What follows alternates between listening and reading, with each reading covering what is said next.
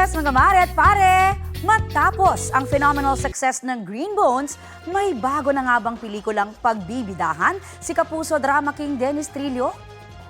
Usap-usapan kasi yan ng ma-reunite si Dennis kasama ang A-Team o award-winning team ng Green Bones. Si GMA Network Senior Vice President for Public Affairs and Executive Vice President for GMA Pictures, Nessa Valdeleon mismo ang nag-share ng kanilang groupies. Ang tanong ng netizens, may bagong project nga ba at sino ang makakasama ni Dennis? Malalaman natin yan soon.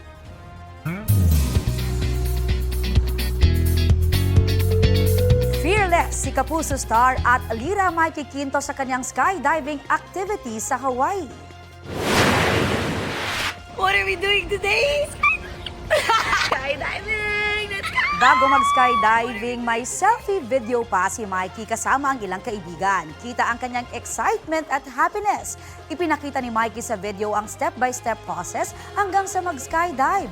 Pinusuan naman niya ng ilang Kapuso stars gaya nina Sanya Lopez, Ruru Madrid at Thea Tolentino.